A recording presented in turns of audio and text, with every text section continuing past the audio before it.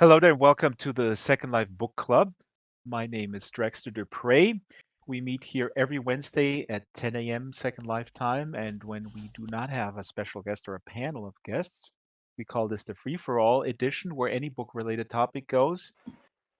Today, though, it is a very special panel with a very, very important question. And the question is reading fiction the ultimate empathy machine? Now, this is a complicated question that demands a complicated answer, and the answer is yes. Um, but before we go there, I wanted to thank the folks who make this book club happen. I did not anticipate this becoming such a big success, and it's very gratifying to see that there's a lot of readers among our community and people who are frankly fatigued of Zoom and Skype type readings or appearances from the writer community and who actually enjoy being invited here and coming on the panel. This location is open to everyone. It's open all the time, so please stop by and engage with other book lovers. Also, every week I put out a reading list on bookshop.org. They're not sponsoring us yet. I like their business model. They're strengthening local outlets and local events. They're US only, but they're expanding to Canada and Europe, as I'm told. The reading list is at bookshop.org/shop/Draxter Reads. I'm going to put that in the local chat in just a second. Big thanks to Strawberry Linden, who is in charge of camera and streaming. Brett Linden, who helps out with security and does all the marketing. Patch Linden, the whole governance team, including the molds. Marianne McCann, who customizes the venue and who's building props. And then, of course, Kralos, who customizes the avatars of our wonderful authors. AJ, thank you for putting this in the local chat. Now, today, the topic is reading fiction, the ultimate empathy machine. I think we can close the show because I answered that question. The answer is yes. Uh, but let's introduce our wonderful guests here. We have from stage left to right. I'm going from the left, Anne Charnock. Anne's current release is Bridge 108. By the way, we have all the books lying around here, so if you cam into them, you'll see them. Hi, Anne. How are you? Hi, Drax. I'm great. Thank you. It's great to be here. And next to Anne is Antoine Wilson. His Panorama City, or in German, Ein Mann von Welt. I enjoyed actually the German translation a lot. Came out a few years ago. Hello, Antoine. How are you? Hi, Drax. I'm great. Nice to see you. I heard you didn't like your pants, but we'll swap pants in the break room later, if that's okay. That's okay. I don't wear jeans in real life, but I'll wear them in Second Life for now. I'm sorry, I traumatized you, Antoine. No, this is actually quite important that folks are happy with their avatars. On the other couch is Laura Lamb, and Laura is an astronaut with what's that on your shoulder, Laura? It's a ferret. Oh, you have a ferret at home? It came with my default one, but I like him. He's cute. He can stay. Laura's Goldilocks just came out a few days ago, I believe, in the Yep. US. Happy Tuesday. publication day. Today? Yesterday. Oh my Today. God.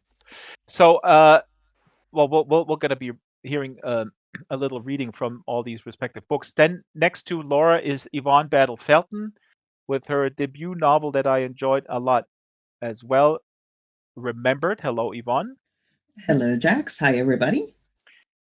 And before we go deep into our topic, now I'm wondering because if I do this, I read all you guys' books. In the case of Anne, I actually interviewed Anne before. I read all her books. Before Yeah, I that's start great. summarizing your books, can you guys summarize your books or give some sort of a pitch? Like just think about pitching it to me. Now, I'm a guy who reads absolutely everything, so it should be fairly easy. But why should I read Bridge? No, that's a wrong phrasing. And what is Bridge 108 about? Okay. Bridge 108, it's a near future novel, and it's basically the story of a young climate refugee called Caleb. And he's 12 years old at the outset of the novel, and he's fleeing from drought and wildfires in Spain.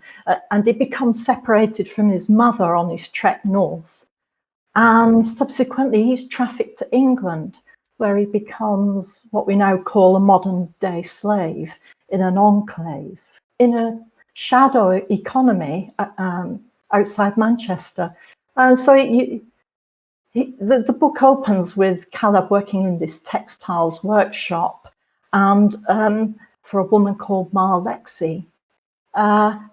I think the structure of this novel was kind of the interesting part of writing this for me, because it's told through multiple voices, including Caleb when he's 12 and when he's 17. Right. And then we'll through go the voices of other adults. So that's about it.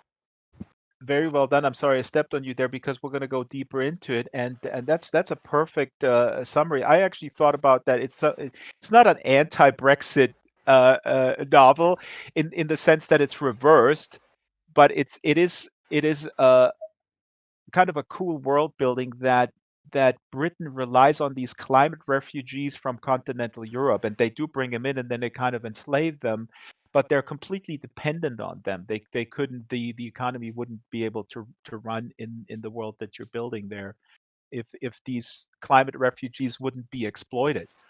Now, Antoine, I read both of your books, Panorama City and The Interloper. What is Panorama City about? So Panorama City is about a very tall, illiterate, small town guy who's in his late 20s from a town called Madera in Central California. And that town really he's living exists, with and I actually looked it up. I thought, like, oh wow, did you get into trouble with that town? No, I lived there for 4 years when I was a kid. So anyhow, his father dies, and as a result, he has to come live with his aunt down in Panorama City, which is in the valley in Los Angeles.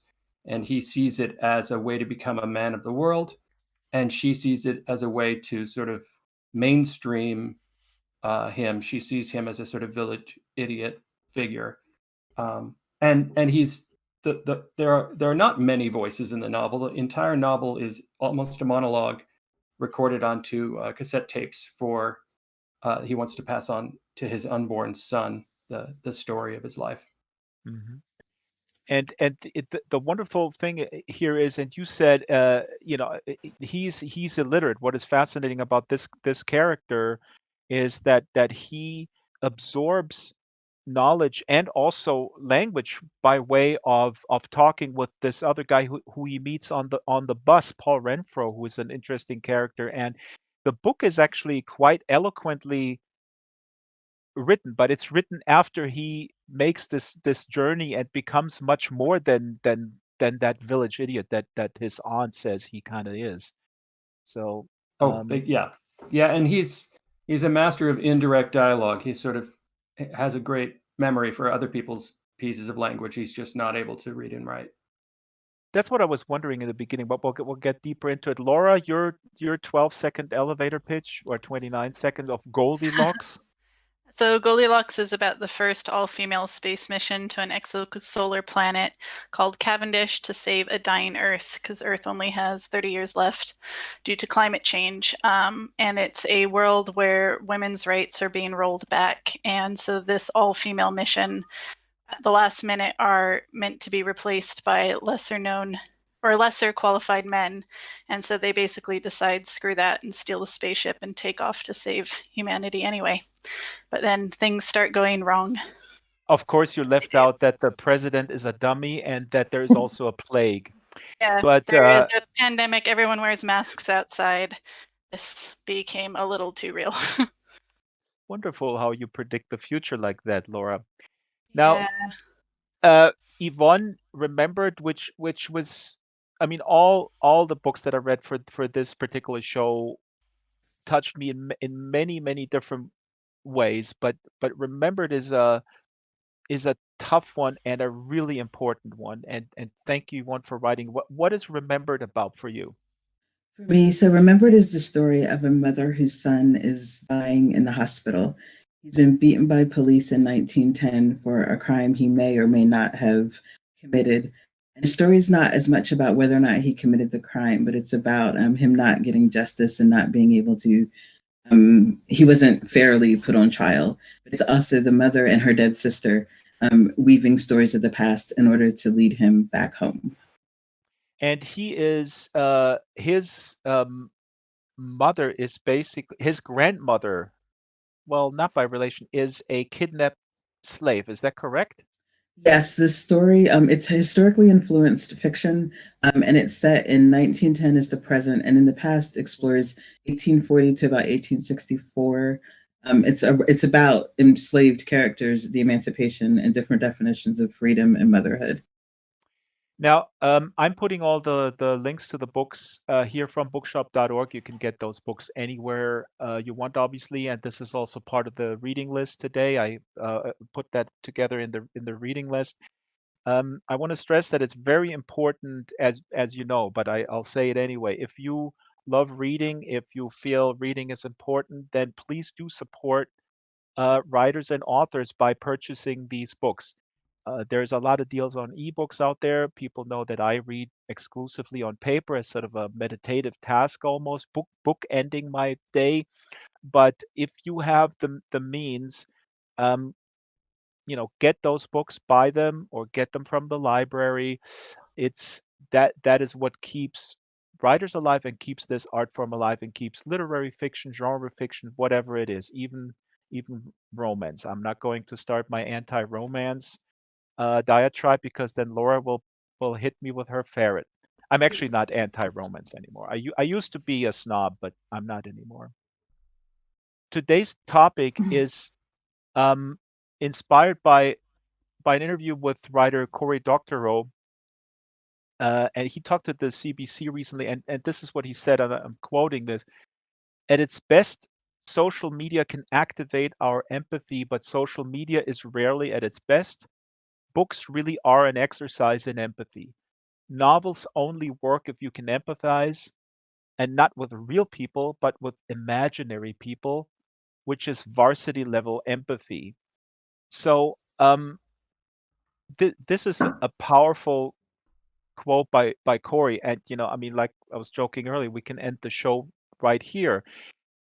The reason why I put this um, topic on the table is also because people in the virtual world or virtual reality world or business oftentimes say that virtual reality is the ultimate empathy machine. As a matter of fact, Noni de la Peña, who is a virtual world uh, or a VR journalist or immersive journalist, says that this is the way you can feel empathy because you actually embody another person and you're in the world interacting. Um, Chime in anytime, panel. Why do you feel that that books are or fiction is a superior form of empathy? I mean, I come from this virtual world background, and oftentimes I get challenged on that. And I actually disagree with a lot of people who say that these visual environments are the superior empathy machine. I would go with Cory here and would say that varsity level empathy can be achieved through novels. I mean, in the case of Yvonne's book, I don't have any experience with slavery or generational trauma, but I'm in there. I'm feeling that story. So why Well, is that? I suppose we could comment either as writers or readers in a way to the question, because I suppose as a writer, I see fiction, it kind of meets a frustration, I feel. And I assume other people have the same frustration, that we can only live one life. And on the other hand, there are so many ways that you can live a life. So for me, I'm writing out of that frustration of, what is it to be someone else in different circumstances? And I assume I'm reading fiction for the same reason, to feel somebody else's world. Mm-hmm. Mm-hmm. And in a way, a bit like virtual reality, it's a kind of as close as I can get to an out-of-body experience in a way. Mm-hmm. I think that's really I would say that. fascinating. Sorry, go ahead. Oh, I was just going to say one aspect of fiction that's really different from a virtual reality situation is that in reading a work of fiction, it's you don't really have the same type of control and interactivity that you do in a video game or in virtual reality. You're sort of subject to what the writer delivers and what your imagination brings to that. And in that sense, I think fiction is more maybe dictatorial, but also sort of creates a larger space that continues to develop inside you as you read. That's a really good distinction, Yvonne. You next. I wanna jump in here real quick with Antoine because you were talking about sort of the linear narrative train that the writer forces you to jump on, but nonetheless you're kind of free in imagining the details in your head. Yeah, I mean, I think the best fiction is the fiction that you sort of meet halfway, that leaves room for the reader to, bring part of themselves to it. Yvonne, you wanted to chime in here? I think for me, it's not so much one or the other. Like right now, I'm very new to virtual experiences, and so I don't engage like in the same way. It's not that same relationship for me yet, because for me, what I need are stories. I need this connection that only words can kind of bring to me. I think part of that is because for me, part of the way I feel like I learned to feel and to empathize with other people, and also to, I guess, forgive and think about myself in certain ways. I learned that through stories, that whether that's fiction or creative nonfiction, I need that in my life. And I feel like for me, something that's the virtual world will probably be a different place where once I get more used to it, where I can explore and experience in different ways. But I think they're just different parts of my imagination that they both engage. Mm-hmm. Yeah, I'd agree with that. I think fundamentally stories help teach us more about the human experience and what it means to be human. But reading it through the written word, I think because so much is left up to the imagination and knowing that no two readers will read the same book, they'll read the same words. They won't read the same book. They won't have the same experience because they'll imagine things differently. Certain things will be more important to them or less important. And I find that all quite magical. What's very interesting to me is, as was pointed out by Antoine and Andrew sitting together on this couch, Anne's book is very much from all these different points of view in this near future scenario of all of the shadow economy of people who exploit the slaves, the slave labor, then the refugees themselves. And Antoine's book is just from this one perspective. And now on the other couch, it just occurred to me, Laura's story is told through time jumps, goes back and forth a little bit here and there. 30 years, uh, and Yvonne's also uh, in this sort of time jumping fashion. But what I found fascinating with Anne's book, and oh my God, I'm just now thinking about like all these books. How do we get through all these books in this 1 hour? But Anne's book has let me start with Anne. Bridge 108 has all these different perspectives, and I found myself having empathy with even the folks that are doing quite questionable things Yeah. With the laborers here because they're all caught up in sort of a and I see everything through a neoliberal lens or through the history of Yes. neoliberalism because that's what I'm reading on the nonfiction side. And I was thinking like all these people could be in solidarity with each other, but they're not. They're fighting against each other, and that's what, for me as a reader, my empathy came in, where I even empathize with the immigration officials, for example. Yes. Well, I suppose in a way, most of them are struggling. They're all at the bottom of the economic heap in this society. So they're basically all on survival mode. I guess the challenge for me in writing it was that I was writing characters that in real life would be castigated, they'd be demonized for people trafficking. I mean, they're all basically agents of misery one way or another. But I wanted to get away from that binary of good versus evil. But at the same time, I felt queasy writing these characters and giving them a backstory so that the reader might empathize without condoning what they're doing. I mean, it's a difficult line. And in a way, even the characters that seem despicable, I had to write redeeming qualities into them. So like the guy who's the head of this recycling clan, who is enslaving lots of migrants.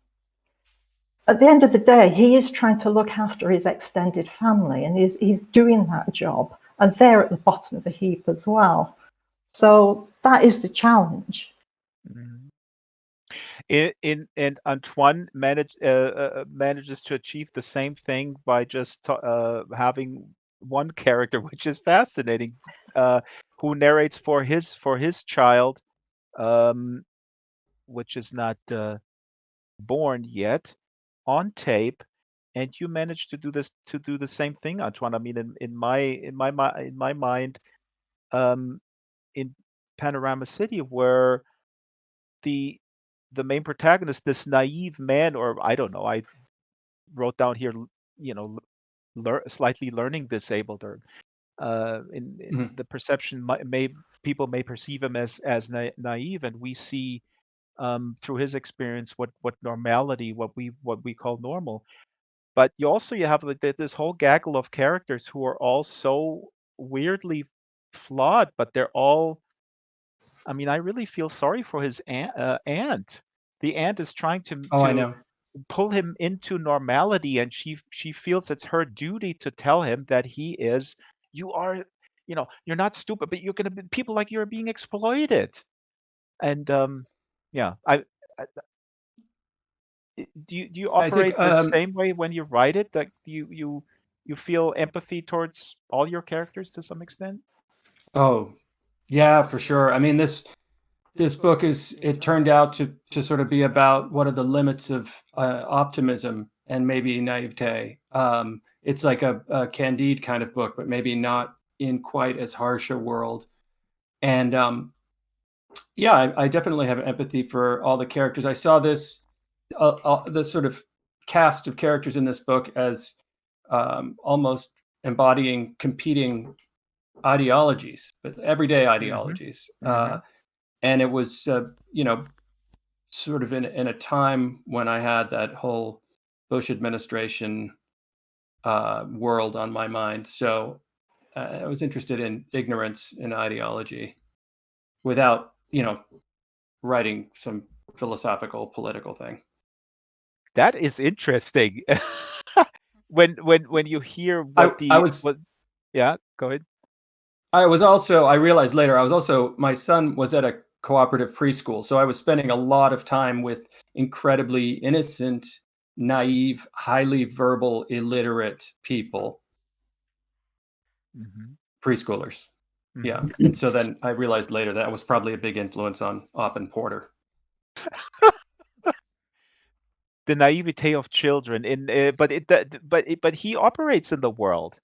I mean, he doesn't. I Yes. mean, he gets physically harmed and then he talks about that, but he survives.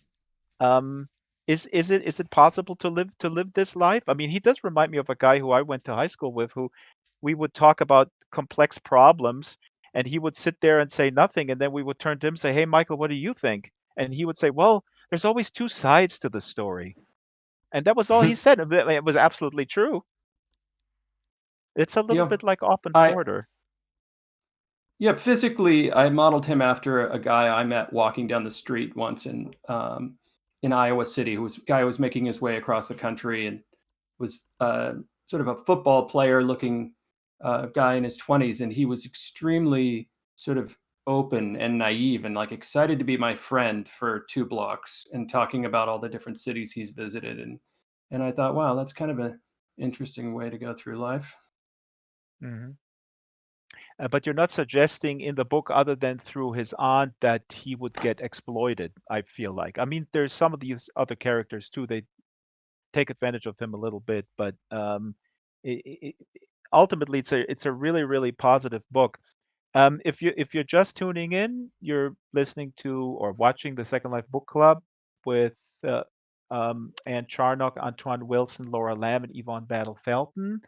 And the topic is reading fiction the ultimate empathy machine. I'm struggling to get all my thoughts squeezing into this hour and giving equal airtime. So please do rudely interrupt me, talk over me, talk over the other panelists. One of the drawbacks of being Avatar embodied is we have very little cues other than a crying child in the back of the microphone of That's my Antoine, I cat. believe. I'm sorry.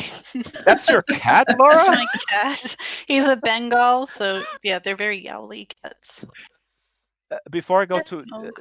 before I go to Laura, I have a question, Yvonne, because your book is about um, generational trauma in the African American community, and about 10 years ago, there was a project here in Second Life where we wanted to uh, create a companion piece to a film. The film is out now. It's called Always in Season. It's a remarkable film about the history of lynching, and the director wanted to create an experience in Second Life, actually, of a historic event, an historic reenactment, but in a kind of open virtual world. And there were many voices on this project who were very opposed to that. Sounds Um, awful.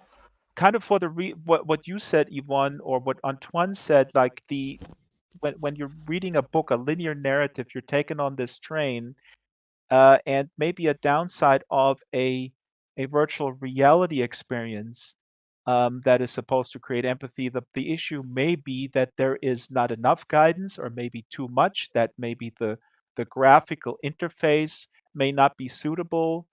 And while I was reading your book, I was thinking if I would take parts of your book into a virtual world experience as a companion piece to um, force people to immerse themselves into the experience of what it is to be kidnapped, because that was part of this project that we were working on, that you could inhabit the character of the boy of who during the lynching would be the only boy who would say, this is not cool, this is not you can't do this, this is not just, um, in the group of people who were standing by, and doing nothing.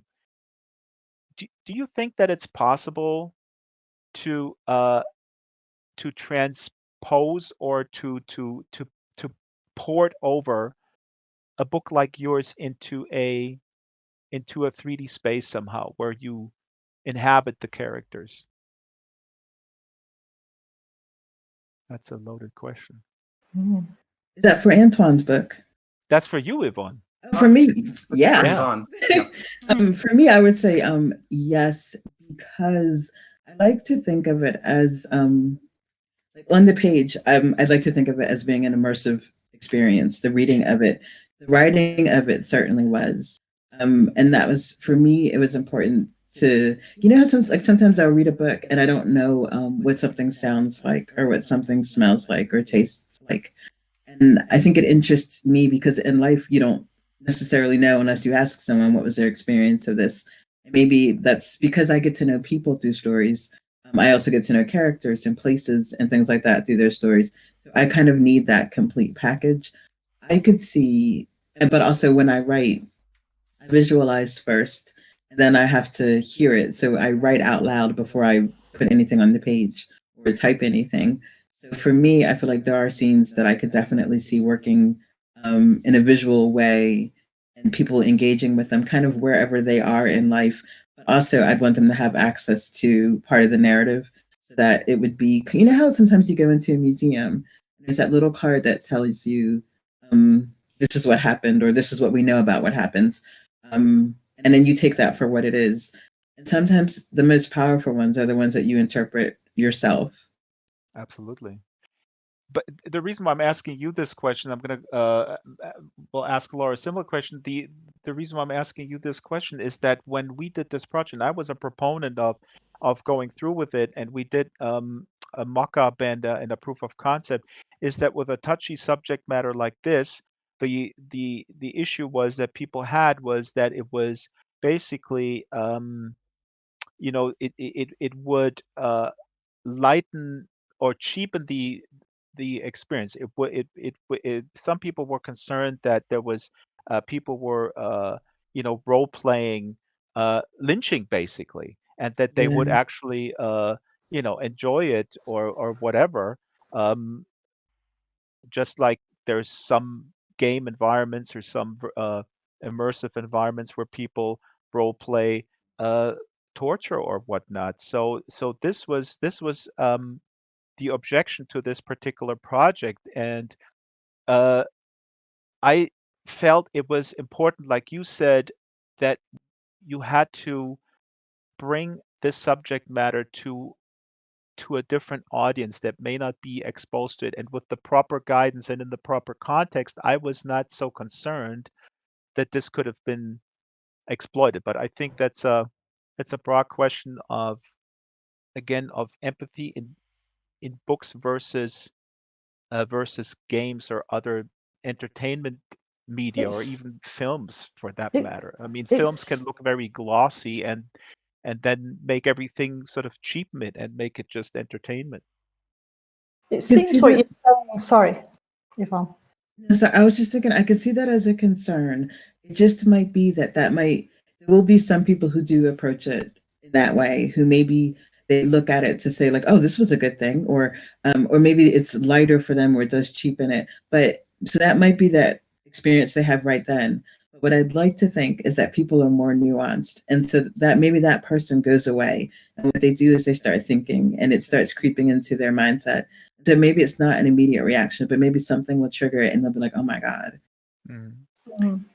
Laura, how do you feel? You've been very quiet. I know you've been dealing with ferrets and cats over there that Yeah. are very noisy.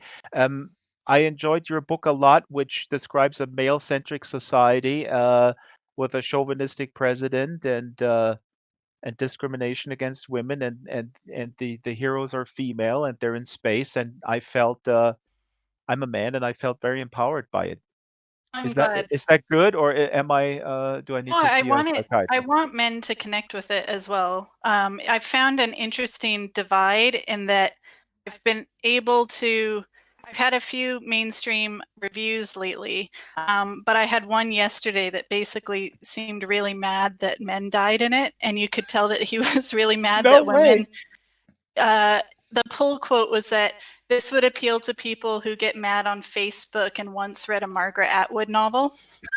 Mm. The That's the thing is, best. it's That's a like, good no, I endorsement. think he was, and that it opens up being like, Earth is dying, men are terrible, we should overthrow capitalism. He thought that was a bad thing. I was like, I don't think he realized what a boon he gave me with that review, because I've had a lot of people be like, well, bought it off that, thanks very much.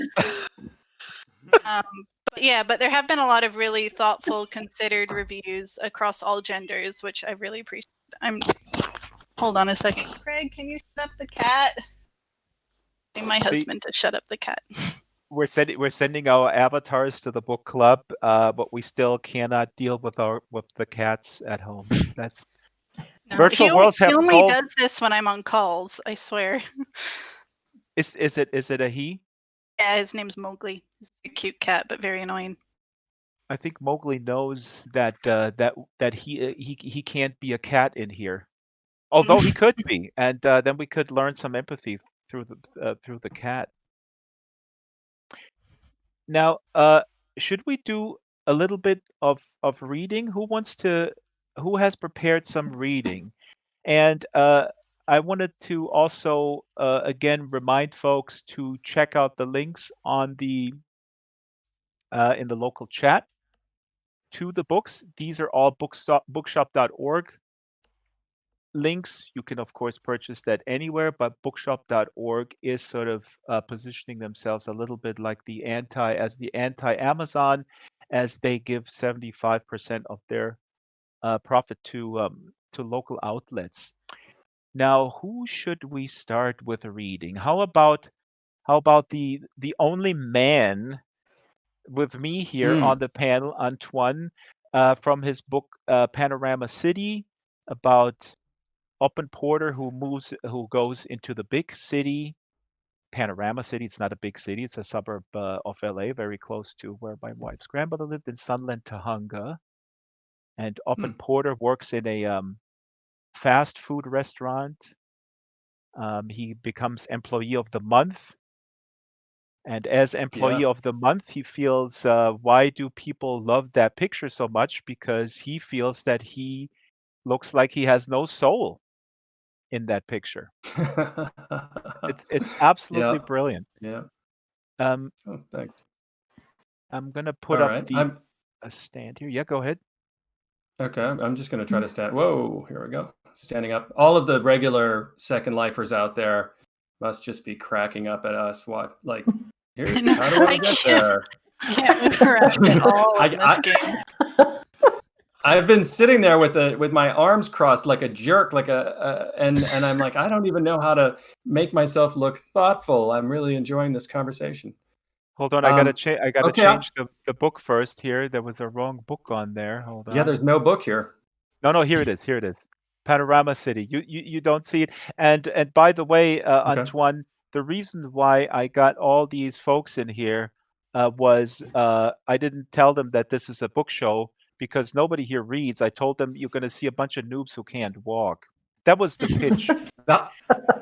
Let's be honest. Well, they're getting what they paid for. So sure. Panorama City came out in, I believe, 2012. One more question before you read, and please do set up the scene as well. This is actually something I want to ask everyone. Is the second book the hardest, or is it the third one that you're writing now, Antoine? The third one. Mm-hmm.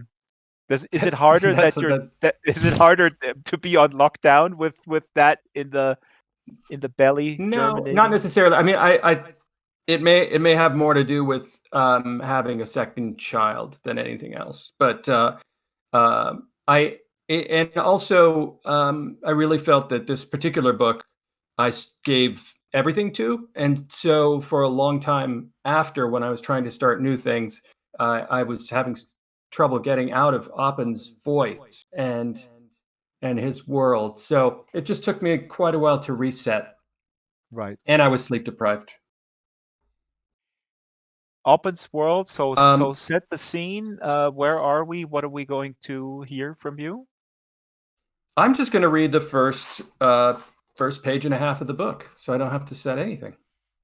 That's awesome. And he's narrating this, and I forgot if you wrote this, but he's basically narrating to his unborn child, and he's putting this on tape onto a tape recorder, I believe, or is it a reel-to-reel recorder? Actually? Yeah, no, it's a standard cassette tape recorder. He's actually recording over the Bible that on tape that somebody gave. Yes, he's recording over the Bible. It's brilliant. Yeah, he has a Bible on tape. That's how I feel when I write. Yeah.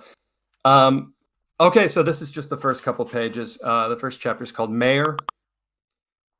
If you set aside love and friendship and the bonds of family, luck, religion, and spirituality, the desire to better mankind, and music and art and hunting and fishing and farming, self-importance, and public and private transportation from buses to bicycles. If you set all that aside, money is what makes the world go around. Or so it is said.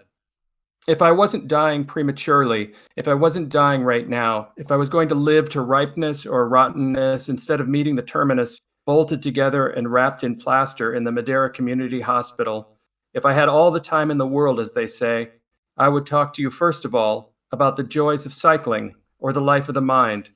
But seeing as I could die any minute, just yesterday, Dr. Singh himself said that I was lucky to be alive. I was unconscious and so didn't hear it myself, Carmen told me. I'll get down to so-called brass tacks. First of all, ignore common advice such as a fool and his money are soon parted. Parting with money is half the pleasure, and earning it is the other half. There's no pleasure in holding on to it. That only stiffens the vitality, especially in large amounts, though the world will advise you otherwise, being full of people who would make plaster statues of us. Second, I haven't made knowledge of my life yet. I'm only 28 years old. When you get to be my age, you'll know how young that is. And if you're a man of the world by then, I salute you. The road isn't wide or straight. Everything you need to know is contained in my experience somewhere. That's my philosophy. But I'm afraid you're going to have to make the knowledge out of it yourself. The world operates according to a mysterious logic, Juan George. I want to illustrate some of its intricacies so that you can stand on the shoulders of giants, not, as Paul Renfro used to say, the shoulders of ants. And that's Antoine Wilson reading from Panorama City. Yeah, Juan George is the son, and yes. How do you? And Carmen is the mother. Right. And how do you feel about Oppen now? Because it's interesting when you said you felt so. Oppen was a looming figure, the character in this book that is the narrator. How do you feel about him now? Have you is he an old friend that has said goodbye and calls you every once in a while, giving you advice about the third book, or is he still looming large? No, he's not looming over the third book. Yeah, he's like I've sent him off to college, and I'm maybe adopting someone new. In your first book, The Interloper, the protagonist is a problematic figure who is doing I'm trying not to spoil it, but he is doing illegal things, but he's doing them because he means really well. Yeah, he's got kind of a plan that's clever but not wise, and he's the book itself is sort of maybe a roller coaster meets a train wreck, but it's in the way that Panorama City is about the limits of optimism. The Interloper is probably more about the limits of empathy, as he tries to get sort of inside the mind and heart of a murderer.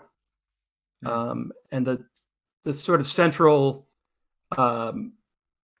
idea maybe of that book is embodied by a line he has toward the end, which is it's the noblest mistake to see humanity in everyone.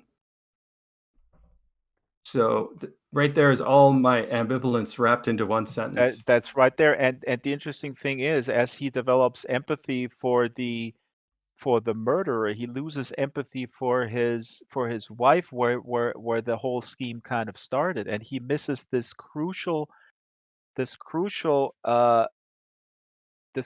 occurrence in the middle of the book where the wife wants to reconnect with him, and basically this was the opportunity to fix his marriage. I'm getting completely off a tangent. People don't know what we're talking about. You only have 15 minutes left and 3 readings, just as a heads up.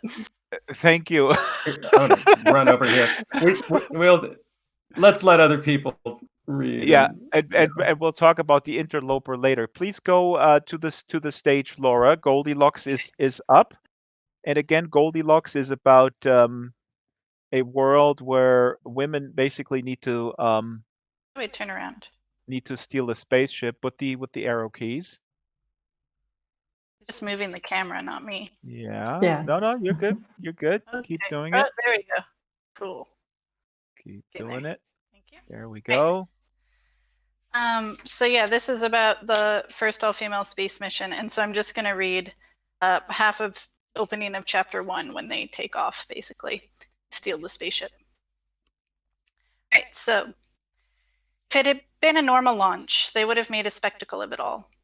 There would be picnic blankets laid out on the parched dirt, legs oily beneath smears of sunblock, faces shadowed by hats and hidden behind sunglasses. They lift their masks long enough to nibble at packed treats. Kids would suck down juice in silver pouches, pretending it was what the astronauts had in space. Adults would sip something stronger, enough to take the edge off and help the time pass on by. 10, 9, 8. If this was a normal launch, the masses would be lined up along the flight path. Excited, fairground chatter would twine around the tinny music blasting from speakers. People would imagine what it must be like for the spacefarers clustered in the cockpit, hearts in their throats as they waited. Family and friends would group 4 kilometers from the launch pad, as close as allowed, waving farewell even though their loved ones couldn't see. Tears would weave salted tracks down their cheeks, and they'd be trying very hard not to remember footage they'd seen of the Challenger shuttle, fine one moment and a fireball the next. 7, 6. This was not a normal launch. Naomi clenched her hands into fists, then released, tension flowing out of her. She was strapped down to her chair in the depths of the shuttle, her body cocooned in a bulky spacesuit and fishbowl helmet. All her senses were dulled. Nothing touched her skin but the cotton undergarments beneath the fabric of the suit. No smell, her hearing muffled, her vision hedged in. Everything was distant, as she were viewing herself from outside. This was happening to someone else. 5, 4. There was no one waiting around the launch pad hidden on the edge of the Keweenaw Peninsula. It had been the site of secret Cold War rocket launches. Those few who had ever heard of it thought it long since decommissioned. So there were no picnics. That was the point. They were all alone, the 5 women in the capsule strapped to this rocket. The launch pad was larger than the tiny site where NASA had sent up rockets in the late 60s. No one knew what they had planned. Work had been done by robots and AI, the launch sequence fully automated. If the secret leaked, they would be finished before they started. And if something went wrong, they were on their own. The 5 of them locked eyes through the visors of their helmet. Others tried to hide the fear that must have been rattling their bones as surely as the engines. Naomi's muscles were rigid as steel. They'd come to this corner of the world in the dead of night 2 weeks ago, locked themselves in a makeshift quarantine, and each and every step to ready themselves for launch. Struggling at every sound as the robots crawled along the surface of the rocket. They had to put their entire trust in machines. Humans could too easily betray them. Right up until the end, she was afraid someone would come, turn off the robots, disrupt the launch sequence, pull open the hatch and drag them from the craft just as they were about to finally escape. Naomi held her breath. 5 women chanted along with the robotic voice blaring through the capsule. 3, 2, 1. Yep. And that's Laura Lamb reading from Goldilocks. And thank you for the reminder that we're running out of time. I know. I'm obsessed with the clock. Trust me. But I'm going to hire you, Laura. One quick follow-up question to this, because you do have a character in there who basically commits genocide. That's a spoiler alert. Huge spoiler. Was it a spoiler? Yes. Well, does she commit it, or is she trying to commit it? Now, how do you feel towards that particular person? I now think that that you read it? person is quite complicated, but I don't want to say too much because I want people to go in not knowing who it is. Yeah. And basically, every woman on board has a very different idea of what humanity's future should be. They're journeying to Cavendish, which is this beautiful tabula rasa, this fresh start. But how do you actually create a utopia? Is there such thing? One person's utopia is someone else's dystopia. How do you stop fascism basically from just rising again? Yeah. And that's what I'm really interested in observing and having kind of difficult questions and morally gray questions, and hopefully it makes the reader think, like, what would you do if you were in this scenario? Mhm. And you accomplished this quite well. It's a wonderful book, and that is exactly what's happening. If you please sit back down, Laura, and Yvonne, please come up to the podium. We're going to give away books, and in just about 10 minutes or so, including Goldilocks. and by then I hope you forgot the spoiler that I gave away. Didn't say who it was, and as you were saying, even um, the men play an interesting role. So even a man could read this book. I should have left her where she was. Oh, you're referring to your avatar as her. It is not you. No, it's not me. I keep my clothes on in public spaces. As we know, this one likes to fling off her clothes sometimes. So, actually, she's coming down to the people because that's the sort of writer she is. Okay. Is that okay if she stays there? Absolutely. Let me arrange the music stand for you. It's coming right Can up. you really move it there? Oh wow, that's crazy. So what are we hearing from you, Yvonne? So we are going to be time traveling. We're in 1862 in Maryland, and this is one of my favorite scenes. It's a scene where the characters are playing a game they call Gotcha, and they are playing it with children who are enslaved, and the main character is also enslaved. And because I know we don't have a lot of time, I'm just going to kind of jump right in. The narrator is Spring, and I'm just going to go. Mm-hmm. Gotcha, gotcha, gotcha. I tap each little head quickly, dashing from one to the next so I can turn back to the race. There are no tears this time. The little hearts race along with Watson's. Run. Watson is just a few strides ahead of Tempe. If she leans forward just a little more, she'll have him. If not, he'll reach the porch, sanctuary, seconds before her. He slows, and even from the back of his head, I know he's grinning. He zags sharply. You're running the wrong way. I can't get the words out fast enough, but then I see. He isn't running the wrong way at all. The women must have heard the commotion. Armed with broomsticks, they take to the porch in synchronized annoyance. They stand guard. Around back, the men have already stopped talking about the war, escape, and freedom. They're out front, gruff voices whispering, run. Tempe must have seen it then. We all do. Watson isn't running for the porch. Tempe stops. She stands still whispering, run, run, run, along with everybody else. Watson never stops running. I wish he had taken me with him. I think that's all we have time for me. Thank you, Yvonne. The voice was breaking up a little bit. Yvonne, Oh, no. don't worry about it. It's a marvelous book, remembered, and I want to remind folks that at the top of the hour, in 5 minutes, Anne, it's your turn now, so we gotta hurry. In 5 minutes, we're going to give away a few books, and let me arrange the stand here. Oh, You I'm can. also down in. That's fine. Look, I'm putting it right in front of you here.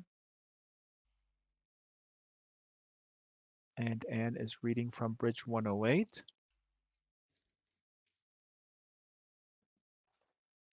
Putting it on the stand now. Okay, then. So it's a very short reading, and it's from the very beginning of the book, and it's where we see a 12-year-old Caleb already enslaved by Marlexi and the recycling clan. So, chapter 1. At the rooftop sink, with the sun already burning my back, I turn on the cold tap, lean over and rinse my itchy scalp and scarecrow hair. Marlexi calls out, Caleb, over here now. She leads me across the flat roof of our housing block, past the solar arrays, towards the wooden hut, the living quarters of Mr. Ben, the overseer. I walk as close as I can behind her because she smells like fresh oranges. She looks as light as a feather. She could float away in the breeze. Her thin, sleeveless dress is printed with wildflowers and owls. As the fabric ripples, the owls with stretched out wings seem to fly. I'm wearing only my shorts and I'm barefoot. My hair drips onto my shoulders and down my back. bringing a memory of being tickled. Ma Alexi swipes the air above her head with her right hand. She's swiping it back and forth as though she's smacking a tall person across the face, first with the back of her hand and then with her open palm. Don't panic, Ma Alexi, I say. An early rising honeybee is harassing her, but I bet the bee is still sleepy like me. We're on the bee's flight path from the hives 2 roofs away to the lavender farms west of the enclave. When I first arrived here 5 months ago, Ma Alexi told me I'd get used to the bees. They'd continue on their way if I didn't make a fuss. She's making a fuss herself and mutters the usual complaints. Shouldn't be allowed, and then affecting my business. The Enclave Council should ban the hives, Ma Alexi, shouldn't they? I'm trying to nudge her towards a better mood because I reckon I'm heading straight for trouble. And that's it. And that's the Shortest. one of the characters, yeah. Caleb. Thank you, Anne. Should I turn? We're bringing it to the top of the hour. Yeah.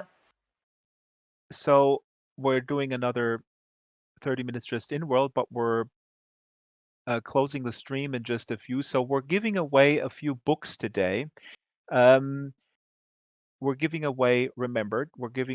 I'm giving away Goldilocks because I love it and I don't want to be killed by women in the future. So I need to give one away. And Antoine, I hear you're giving something away from your private stack. Is that right? Yeah.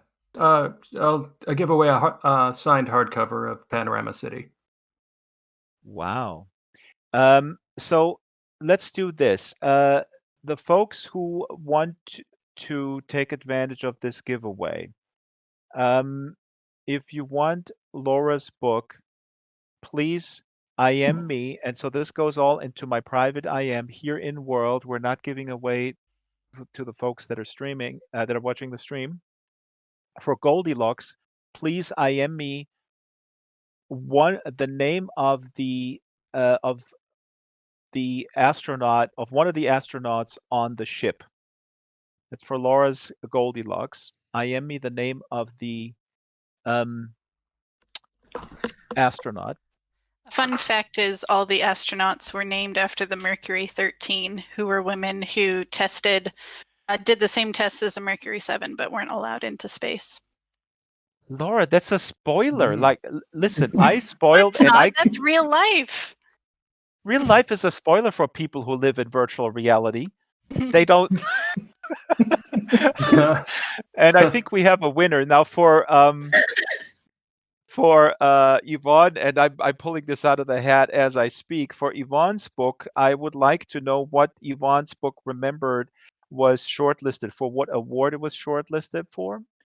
And again, this is first come, first serve. For Antoine, what is the German translation of Panorama City? And for Anne, please name the book that Anne wrote, which takes place partially in the Renaissance era. I believe it was 1450. I forget. Is that right? Yeah. 1480s. 1459. 1459. So those are the questions. Again, I repeat it one more time. For Anne, please mention the name of her book that plays in the mid 15th century. For Antoine, what's the German title of his book Panorama City? For Laura, we already have a winner. Yeah. And for Yvonne, her book Remembered, what is the award that she was shortlisted for? Should be fairly easy. In the olden days, you would have to do a lot of research for this stuff. I know, right? And nowadays you just Google it and you're like, oh. Trust me, Yvonne, every time I get an inquiry and people are like, how do I get in touch with you? Well, just email me. What's your email? And it's in my profile. And so people, I mean, don't get me started. We're at the top of the hour. This was a wonderful show, way too short. I apologize for stumbling, spoiling, not giving enough airtime to people. I hope my guests had a good time. It was Any great. Yeah, it was. Yes, thank you. Thank you. I'm not personally bothered about spoilers, but I know some don't care. the journey? What is the word? The journey is the goal, Yeah, or something like exactly. that, It's right? all about how you get from point A to point B. Go on the journey, enjoy the journey, be in the moment. I want to thank Strawberry and Brett from Linden Lab, Patch from Linden Lab, and Marianne McCann, of course, for making all the awesome props. And I do have a little surprise for you guys to end this with. It's a gift that we now give to Ooh, all the writers here, and this is a custom. Ooh. It's a custom gift, and it will now appear next to me. Here, it's sitting next to me on the sofa. It is a handcrafted, in digital, handcrafted sculpture of the dragon Draxtor, and it says on the front, "I was a guest on the SL Book Club, and all I got was this dragon Drax." This was made by Silas Merlin, who is a phenomenal artist in real life. He is a pastel painter. He does gigantic paintings in pastel. He studied this art form, and in virtual worlds and in the digital realm, he hand sculpts digital items like this. He basically sculpts them in a 3D program. And thank you, Silas. And thank you. we Take have care. Wow. and every one of you guys gets that into their inventory. If you ever come back to SL or not, it will stay in your inventory. If you buy land, then you can put it out, or if you move in with me so we can read books together, then you can just put it there. Any last words? Oh, we have a winner for Yvonne. Awesome. Thanks so much. Yeah, thanks very much. Launching a book in the middle of a pandemic is not terribly easy, so I'm really appreciative of ways to spread the word as we all hunker down at home. So thank you. I was actually going to let's do this quick round. And Strawberry, please ping me. We need to close out the stream in a couple of minutes. How do you guys feel about these various promotional um, schemes that your publicist is sort of putting together? How does um, and you don't have to kiss my butt here in SL. Maybe you find it goofy or unnecessary. Please be honest. But how does this sort of rank or feel in the context of other more traditional ways to promote a book, like going on, I don't Yeah, know, well, a well, website exposing? I really love it because, I live in Scotland on an island. So any real life book event for me involves a ferry trip and then a train and then maybe another train. And it's a lot of time and hotels. So for me, this is perfect. And especially here in Second Life, because what I'm hoping is that, it's reaching, it's a different audience, a new audience. So I think it's really exciting. I would love to do more of this. Mm-hmm. Yeah, I liked how this one felt more like an in-person event, because literally just now I was meant to be having my in-person launch at Blackwell's in Edinburgh. And if I'd just been sitting at home not doing anything, I'd probably be quite down. So I felt like I was still able to have a launch with lovely people. So that was really nice.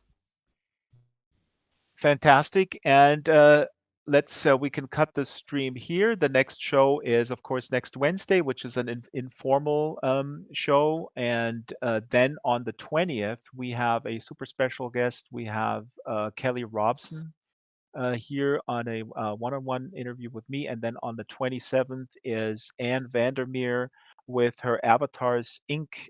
Project.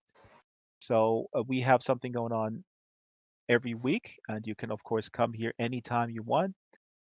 This place is open, and talk with fellow book lovers. And I just want to also, in closing, echo what was said, that I'm very positively surprised that folks in Second Life love to read and love to discuss books. I'm Draxtor Dupre, and this is Draxtor out. Goodbye. Thank Bye. you, guys. Thank you. Thank you. Thank you. great. That was great.